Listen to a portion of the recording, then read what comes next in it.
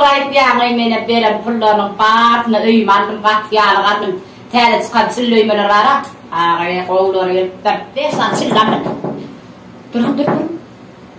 Ağay, borgay beyin rat derdi. Ağay öyümü işlerim etnendim. Şunu yaman yal tam tuttu iderim ne değil. Siz ederim ne de.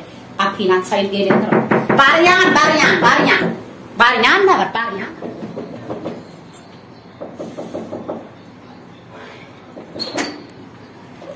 Geliyorum benim bana. Maral?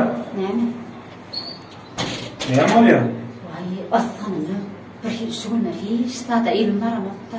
Kapayıp yansam yarın saatleri ahitsi. Öyle bir yığın aymak keneyim de.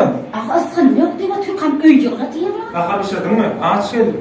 Yok, nakar yok. Askanım yok deyip çilide çakıpsın. Men çakam var mı? Kaplara mı yumansın? Vay benim bana. Şun men yaptan yan demerde yaptan yan.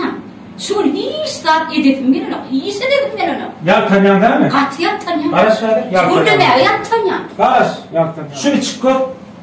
İç şunu. Ne mi lan? Bol. İç. Öyle bilirsin. Ne mi diyor? Hani? İç öyle bilirsin. Hemen şey mi? İç.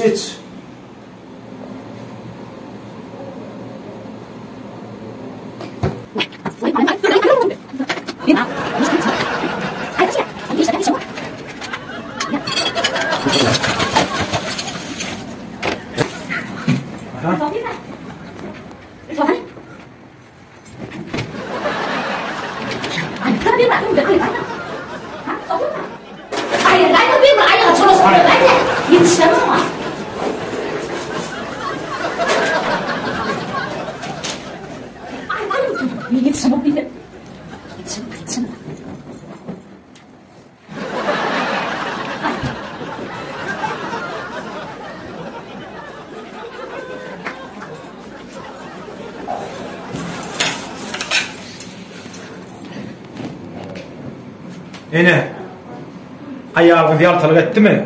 Hükman surattu. Bol içirseniz, yankıyalar ayağını derroğucu kim bakın matımı dediler. İçine canım. He. Sen trakor içine canım. Ne mi diyeyim?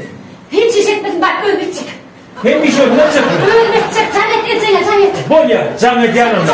Karış. Hiç şunu uğrar kanı sakra.